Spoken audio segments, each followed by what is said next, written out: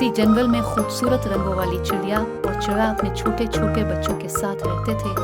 एक दिन जंगल में शहर से बहुत से शिकारी आए और उन्होंने बहुत सारे जाल लगाए। बदकिस्मती से चिड़िया का एक बच्चा इसमें फंस गया। चिड़िया और चिड़ा बहुत परेशान हुए चलाए, मगर शिकारियों ने चिड़े को न छोड़ा और वो इसे लेकर शहर चले गए।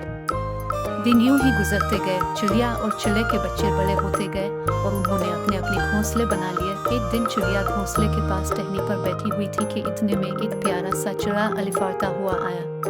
काफी देर गुजरने के बाद भी जब चिड़िया इसको पहचान ना सकी तो चिड़ा बोला, प्यारी उम्मी जान, मैं आपका वही बेटा हूँ जिसे शिकारी जाल में पकड़ कर ले गए थे।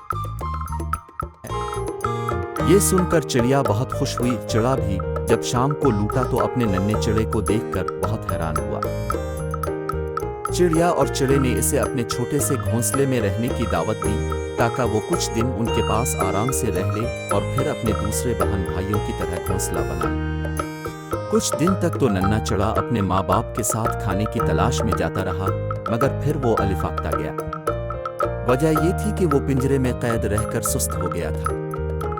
एक दिन उसने वालिदैन से कहा, कैसा करते हैं कि चाचा बंदर कमियार से छोटे छोटे मिट्टी के प्याले बनवा कर घोंसले में रख देते हैं, फिर इसमें ही खुराक और पानी जमा करते रहेंगे। इस तरह ना तो हमें परेशानी होगी और ना हर वक्त खुराक की तलाश में मारा फिरना पड़ेगा। फिर इस तरह आपको और अबू जान को आसानी हो जाएगी। जब तक मैं आपके साथ हूँ, आपको ज्यादा काम न करना पड़े। मैं ही खुराक तलाश करके जमा करता हूँ।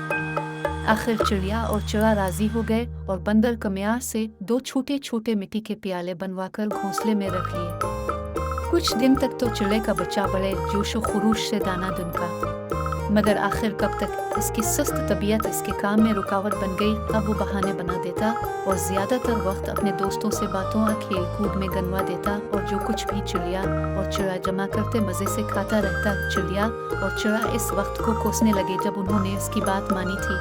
वो एक गर्म तरीन दोपहर थी जब जंगल के जानवर अपनी अपनी जगहों पर दाबके हुए थे। चिड़िया और चिड़ा खुराक की तलाश में निकले हुए थे, जबकि नन्हा चिड़ा खा पी कर मजे से एक टहनी पर बैठा हुआ था। अचानक एक भूखा उकाब अलिफाड़ता हुआ आया। उसने इतना मोटा ताज़ा चिड़ा देखा तो एक ही जस्त में से पकड़ लिया। चिड़ा क्योंकि ज्यादातर बैठा रहता था, इसलिए वो अपनी जान बचाने की कोशिश भी न कर सका।